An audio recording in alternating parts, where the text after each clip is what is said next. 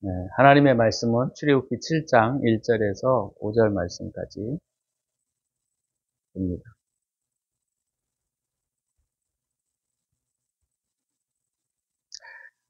여호와께서 모세에게 이르시되 볼지어다 내가 너를 바로에게 신같이 되게 하였은즉 내 형 아론은 네 대언자가 되게 하리니 내가 네게 명령한 바를 내 형 아론에게 말하고 그는 바로에게 말하여 그에게 이스라엘 자손을 그 땅에서 내보내게 할지니라. 5절 내가 내 손을 애굽 위에 펴서 이스라엘 자손을 그 땅에서 인도하여 낼 때에야 애굽 사람이 나를 여호와인 줄 알리라 하시며,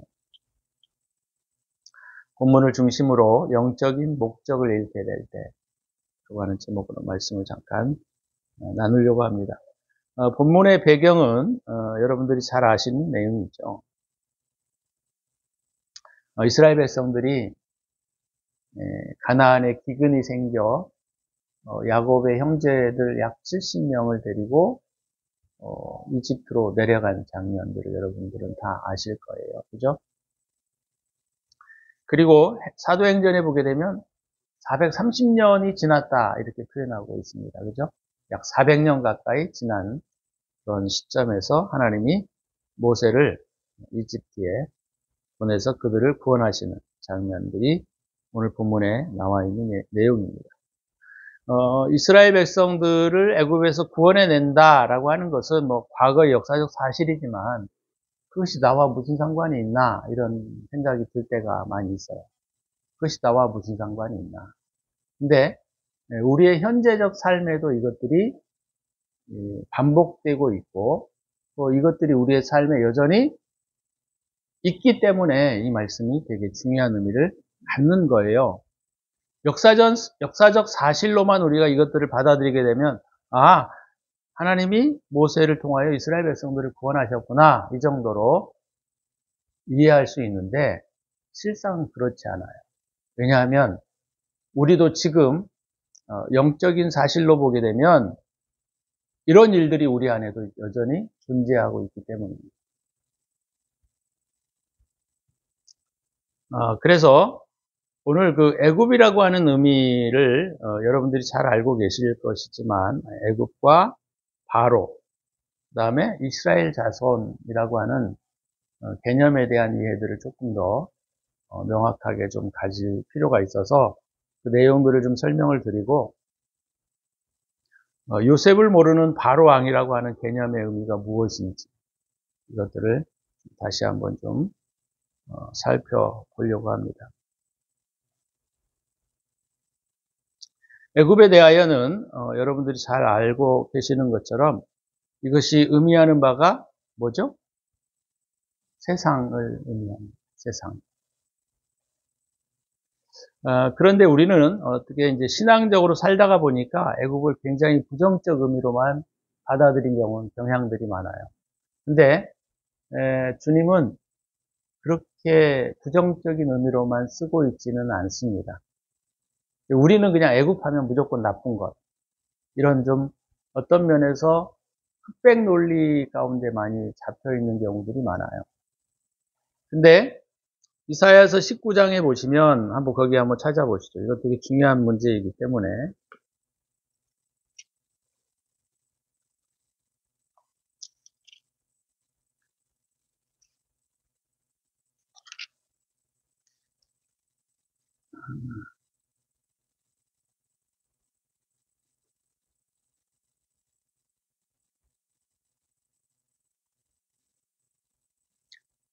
이사야서 19장 19절에서부터 24절까지를 좀 보시면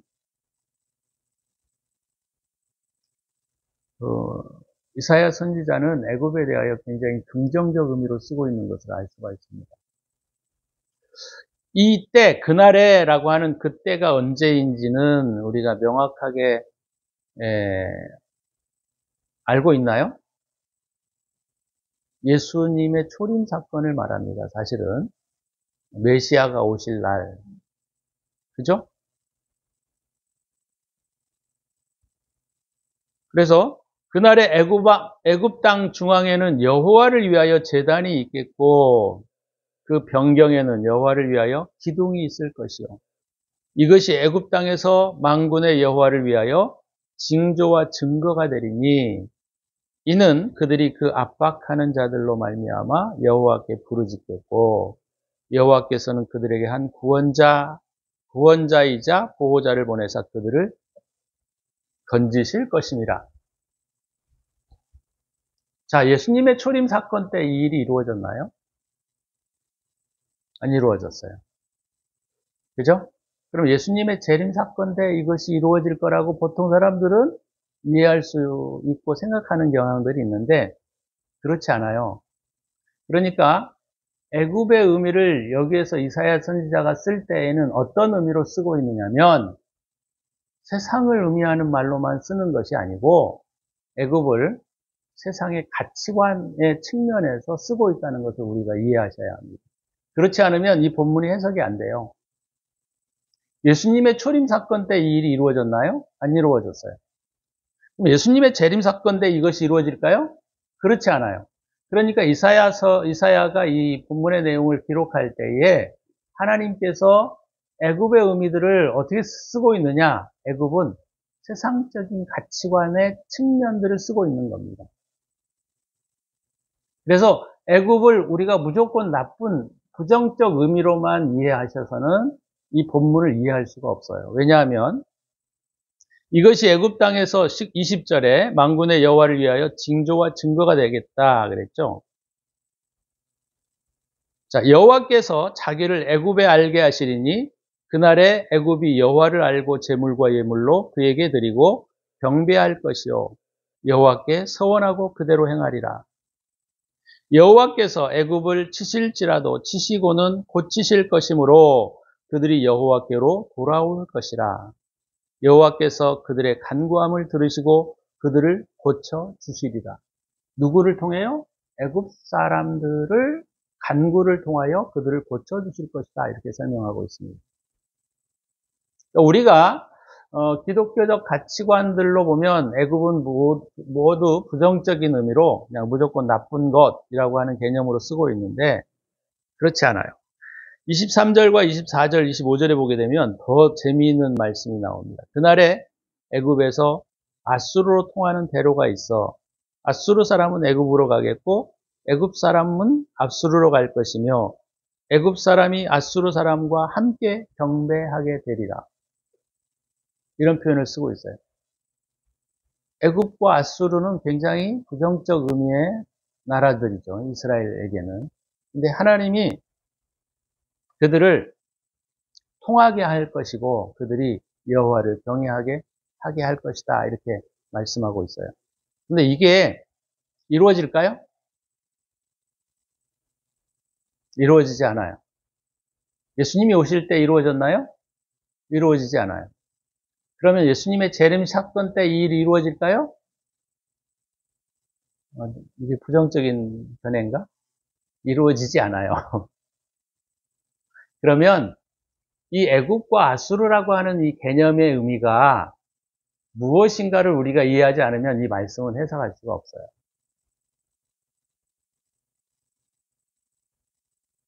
그래서 애굽이라고 하는 개념과 아수르의 개념에 대한 부분들을 우리가 여기에서 주님이 말씀하시는 내용이 아수르와 애굽, 이집트를 단순히 장소적 의미나 아니면 민족적 의미로 쓰고 있지 않다라는 것을 우리가 이해하셔야 합니다.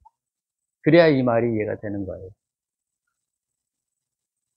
자, 25절에 보면 이는 만군의 여호와께서 복주시며 이르시되 내 백성 애굽이여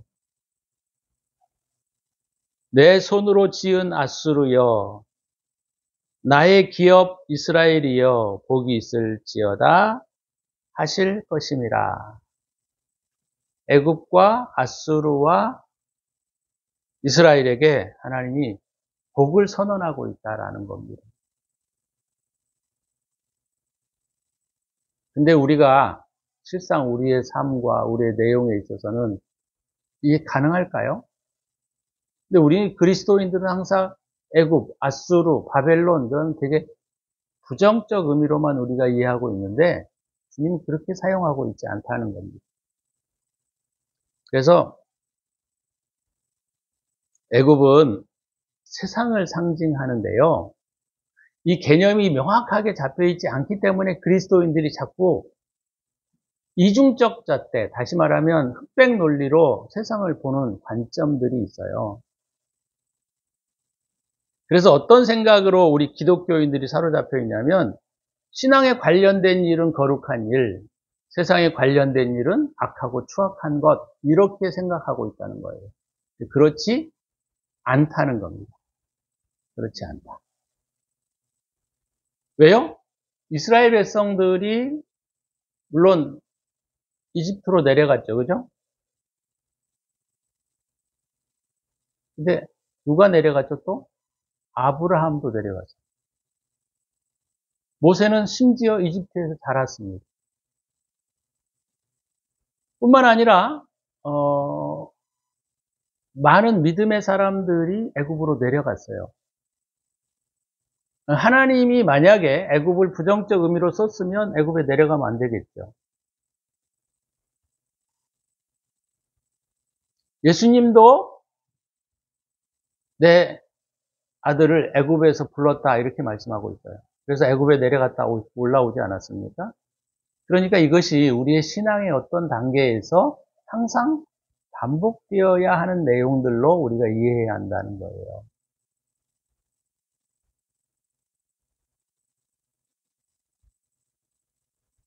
세상은, 자, 오늘 본문의 말씀을 좀 정리해서 말씀을 드리면 선도 아니고 악도 아니에요. 문제가 뭐냐? 정렬 상태라는 거예요. 정렬 상태. 그러니까 세상이 하나님 앞에 올바르게 정렬되어 있으면 하나님께 봉사할 수 있는 일이지만 그것이 거꾸로 역전이 되거나 잘못 봉사하게 될 때에는 그것이 악이라는 겁니다. 우리 신앙인들이 이것이 되게 중요한 개념으로 이해되어야 하는데 우리 그리스도인들이 이 부분에 대하여 굉장히 흑백 논리로 접근하고 있기 때문에 우리의 신앙에 발전이 없는 거예요.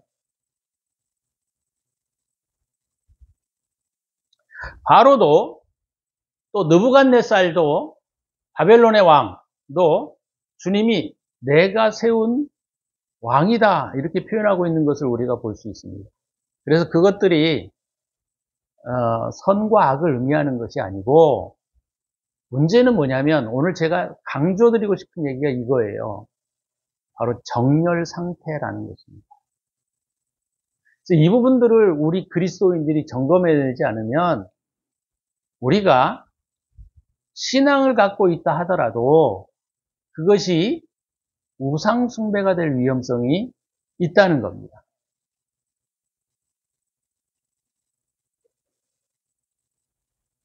그래서 세상에 대한 우리들의 생각, 우리들의 사고방식이 실상은 선과 악을 갈라내는 중요한 기준점이라는 사실을 우리가 이해하셔야 합니다.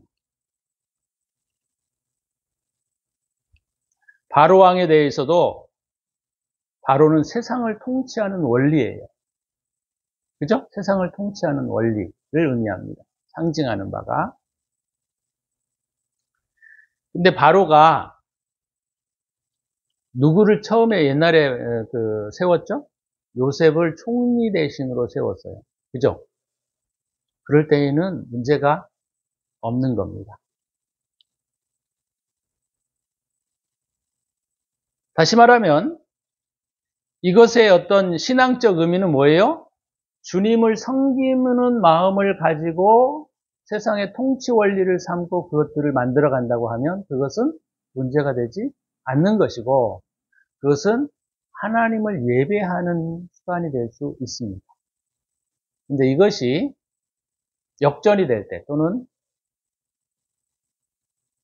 가역 반응을 일으킬 때 이것이 문제가 된다라고 하는 사실을 우리가 정확하게 이해하셔야 돼요. 그래야 우리가 그리스도인들이 세상을 보는 잣대가 이중적이지 않고 그것을 내가 어떻게 세워가야 할 것인지에 대한 부분들을 명확하게 이해할 수 있기 때문입니다.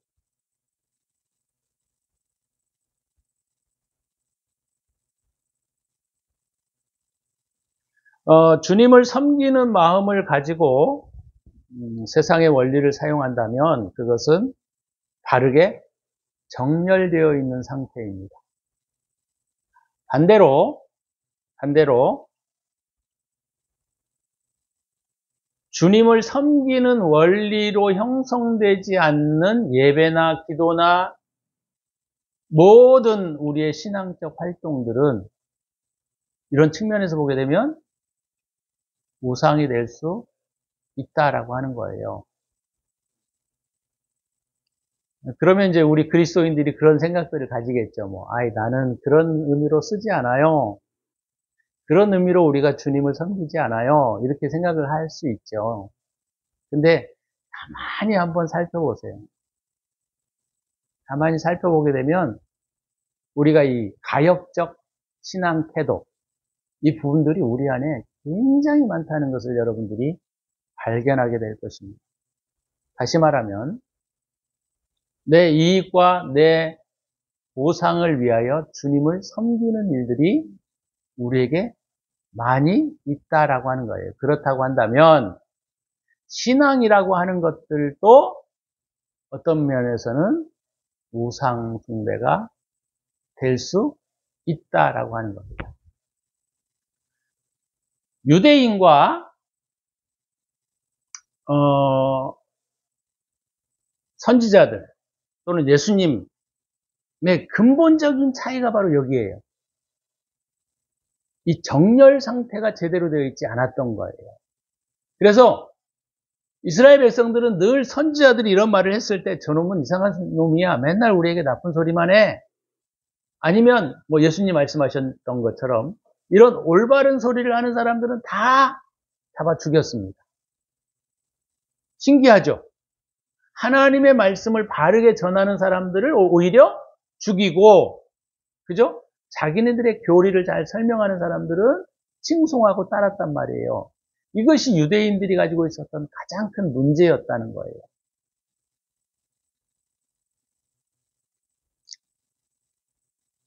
그런데 실상은 우리 기독교인들도 가만히 우리 자신들을 살펴보게 되면 유대인들과 다를 바 없습니다. 유대인들과 다르지 않아요. 안 그렇습니까? 그래서 우리가 무엇을 하느냐가 중요한 게 아니고 무엇을 믿느냐가 중요한 게 아니고 그 믿음의 정렬 상태가 어떠한지를 우리가 점검해내지 않으면 그것은 신앙이 될 수 없다라고 하는 것을 제가 말씀드리고 싶은 거예요.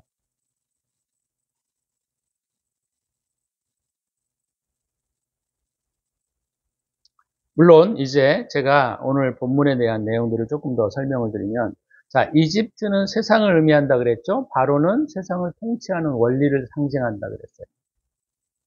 이스라엘 자손들은 하나님의 말씀을 따라 살아가는 신앙의 삶을 의미합니다.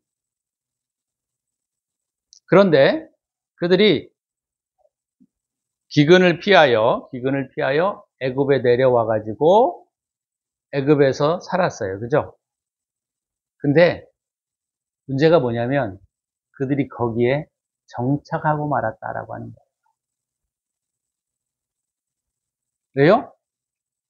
아니, 기근을 피해서 내려와 보니까 고센 땅은 너무나 풍족하고 음식이 너무 잘 되어 있고 또 소출량도 많아서 걱정 없이 살 수밖에 없는 상태였던 거죠.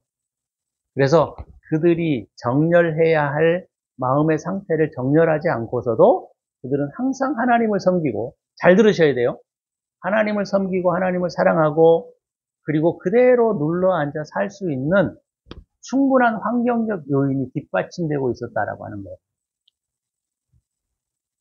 그래서 그들은 이것이 올바른 신앙생활이 아니라 하나님 앞에 올바르게 내 정신 상태나 마음 상태가 정렬되어야 하는데 그걸 정렬하려고 하지를 않았다라고 하는 것이 문제라는 거예요.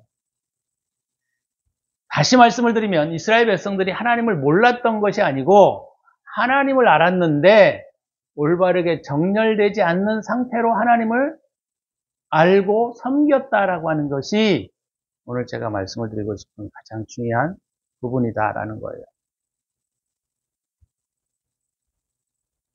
그래서 그들이 편안해지니까 이것이 좋아. 뭐 별 문제도 없네. 우리 하나님 잘 믿고 하나님 잘 따라 살아가고 있네. 그러니까 그들이 자기의 신앙의 정렬 상태가 완전히 거꾸로 되어 있는 것을 알지 못하고 여전히 그들은 하나님 앞에 신앙을 가지고 살아갔던 것이에요. 근데 이런 것들이 결국은 어떻게 되죠? 바로와 이집트 사람들이 이스라엘 자손들을 노예로 만들어버린 거예요. 노예로.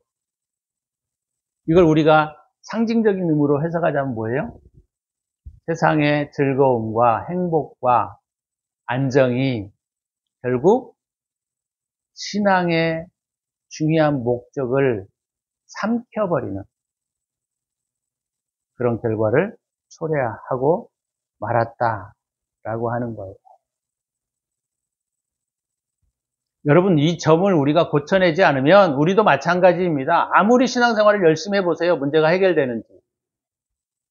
아무리 열심히 기도해보세요. 그게 해결이 되는지. 안 됩니다. 제가 말씀을 드리고 싶은 건 그거예요. 여러분의 마음의 정렬 상태를 올바르게 정렬시키지 아니하면 그건 신앙생활이 될 수 없다는 겁니다.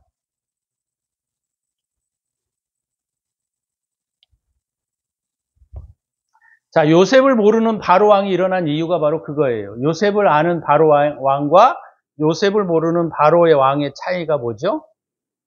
요셉을 아는 바로의 왕이라고 하는 것은 세상의 통치 원리가 요셉을 안다라는 의미는 상징적인 의미로 하나님 앞에 바르게 정렬된 통치 원리를 말하고 있는 거예요. 반대로 요셉을 모르는 바로왕은 뭐죠? 정렬되지 않는 신앙의 형태로 살아가는 삶의 모습들을 말하고 있는 거예요. 다시 말하면 이스라엘 백성들이 그들이 고난을 당했을 때 하나님 앞에 부르짖고 기도했단 말이에요. 그죠? 그러니까 그들이 하나님을 모르고 있었다 이렇게 말하기가 어려운 거예요. 왜요?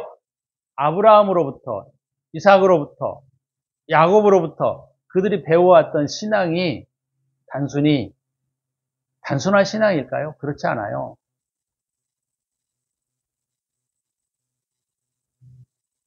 그러니까 이게 뭐냐면 평안함으로 인한 정렬이 흐트러져 버린 상태를 바로 요셉을 모르는 바로 왕이 일어났다라고 하는 사건들이 우리에게 가르쳐주고 있는 중요한 교훈이라고 하는 거예요. 자, 그렇다고 한다면 오늘날의 저와 여러분에게도 이 부분이 점검되지 않으면요 신앙생활이 아닌 거예요. 하나님을 믿고 하나님을 따르고 하나님을 섬기고 있는 것이지만 자기를 위하여 하나님을 수단화하고 있는 거예요. 그것은 성경의 예에서 너무나 많이 나타나고 있는 현실입니다. 언제 나타나죠? 출애굽기 33장에 그 다음에 사무엘상 5장 6장에 나와요. 그들이 예배를 가지고 하나님의 법궤를 앞으로 가지고 나가지만 전쟁에서 패하는 사건이 나온단 말이에요. 그리고 그들은 늘 구약의 역사들을 살펴보시면 늘 실패의 역사였어요. 왜 실패했을까요? 정렬이 되어 있지 않기 때문이에요. 60년 신앙생활을 하고 50년 신앙생활을 하는 게 무슨 의미가 있습니까? 정렬이 되어 있지 않는데.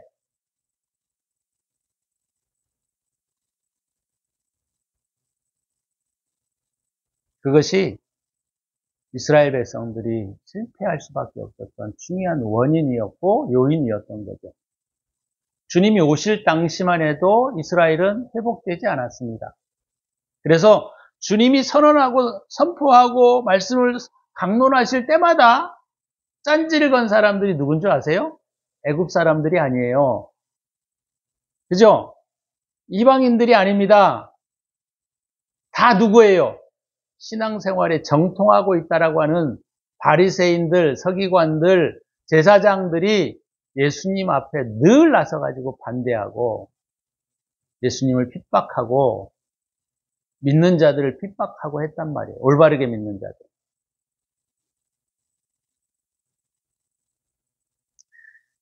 그래서 오늘 말씀 지금 본문에도 못 들어갔는데 배경을 설명하다가 이렇게 되는데요.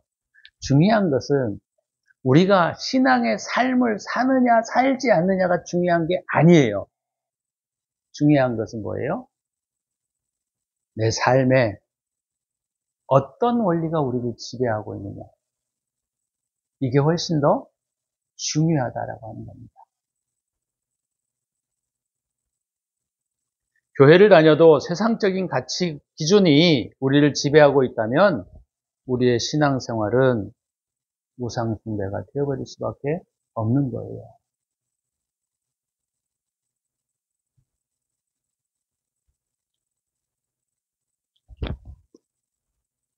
바울이 로마서에서 12장에 보게 되면 영적 예배라고 하는 것이 무엇인가에 대하여 설명해주고 있는 것이 있습니다. 그죠? 그게 뭐라 그랬죠? 로마서 12장 1절 2절 말씀인데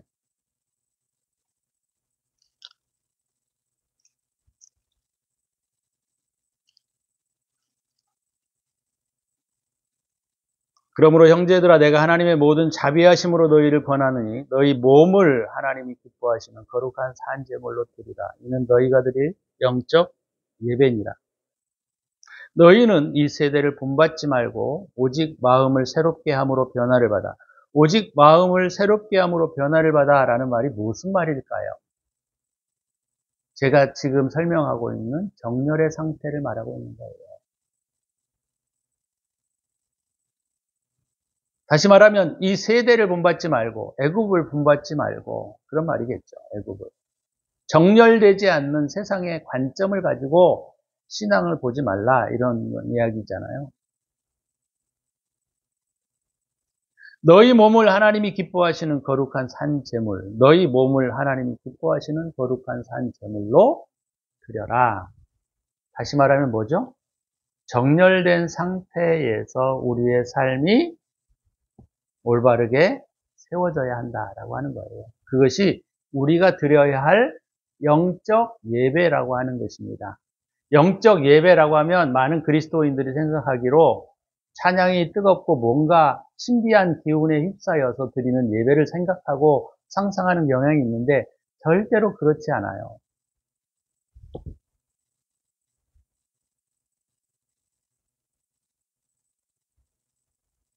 교회를 열심히 다녀도 세상적인 가치 기준으로 우리가 신앙생활을 하고 있다면 그것은 신앙생활이 아닌 거예요. 하나님이 유대인들에게 바리새인들에게 계속 지적하고 했던 부분이 이 부분입니다. 근데 이 부분을 우리가 되게 중요하게 여기지 않아요.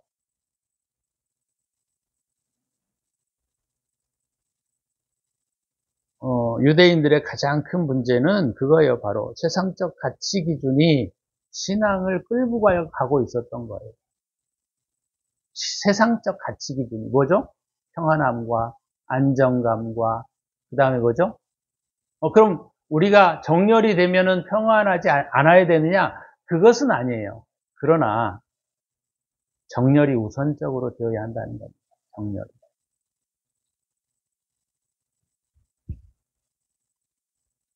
근데요, 이게 유대인들에게만 있었으면 우리가 이 말씀을 나눌 필요가 없겠죠. 그죠? 근데 우리에게도 이게 너무너무 많아요.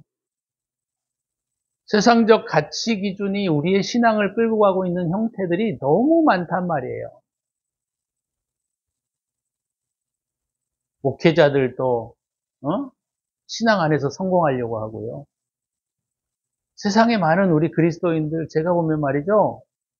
답답한 게 언제인지 아세요? 저도 그때 옛날에는 많이 했는데 아이들 이렇게 학력고사나 뭐 이런 시험 때가 되면 그리스도인들이 모여가지고 기도하고 말이죠. 해요.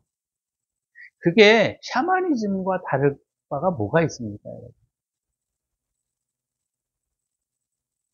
잘 되고 명예를 얻고 승승장구하고 그러면 하나님께 복 받은 걸로 생각하고, 그렇지 않고 어려움을 겪고 고난을 겪고 아파하고 힘들어하면 그것은 하나님께 좀 문제가 있다라고 생각하는 경향들이 우리 안에 너무너무 깊게 자리 잡아 있는 거예요.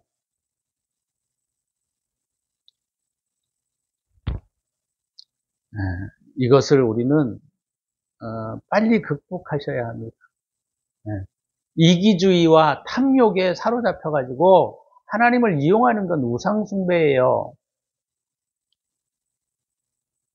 왜요? 정렬되지 않았잖아요.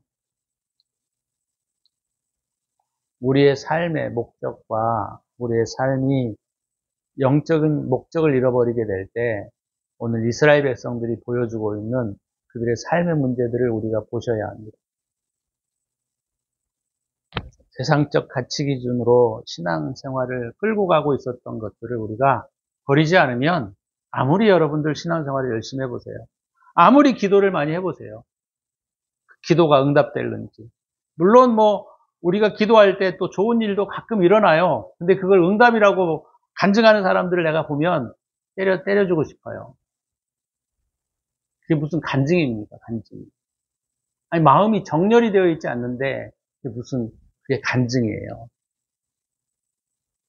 우리가 오늘 저와 여러분들이 이스라엘 백성들이 왜 이렇게 실패를 거듭할 수밖에 없었는가? 그것은 정렬되지 않았기 때문에, 영적인 목적을 잃어버리게 될 때 세상적인 가치 기준에 사로잡혀서 신앙도 그렇게 살 수밖에 없는 그런 모습들을 우리에게 보여주고 있는 겁니다. 오늘 저와 여러분들이 이 말씀을 들으시면서 정렬되는 것이 되게 중요한 부분이구나. 내가 무엇 때문에 살아가야 하나? 내가 무엇 때문에 존재해 가야 되나? 이 부분들을 우리가 명확하게 하지 않으면 아무리 우리가 열심히 신앙생활을 해도 그것은 신앙생활이 조금 좀 과격하게 표현하면 아닌 거예요. 이야기 하다 보니까 너무 시간이 많이 지나버려가지고 본문의 내용은 또 다음에 또 좀 나눠야 될 것 같아요. 여러분, 정렬하셔야 합니다. 정렬되셔야 돼요. 나의 이기주의와 탐욕을 여러분의 목적으로 삼으시면 안 돼요. 큰일 납니다. 우리의 목적과 목표는 주님을 사랑하는 것이고 이웃을 사랑해야 되는 거예요. 그것이 우리 안에 올바르게 자리 잡게 될 때 우리는 정렬되는 것이고, 그것이 신앙생활을 시작하는 준비 단계가 될 수 있다는 것을 우리가 잊어버리시면 안 됩니다. 시간 기도하실 때 오늘 말씀을 좀 중심으로 해서 여러분들이 회개하시고 고치셔야 합니다.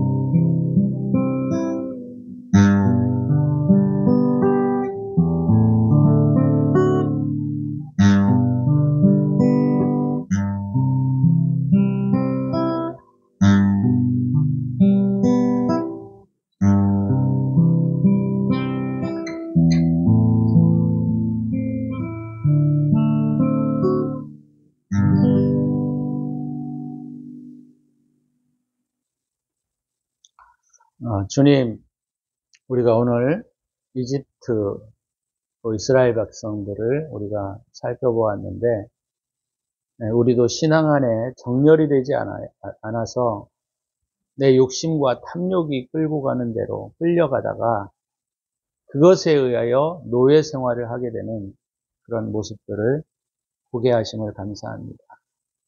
하나님, 벗어나게 해 주옵소서. 정렬되게 하여 주옵소서. 이제는 우리 구주 예수 그리스도의 은혜와 독생자를 아낌없이 우리를 위하여 내어주신 하나님의 사랑하심과 성령의 축복하심이 오늘도 하나님 앞에 올바르게 정렬되기를 원하는 당신의 백성들 머리머리 위에 이제로부터 영원토록 함께 있을지어다. 아멘.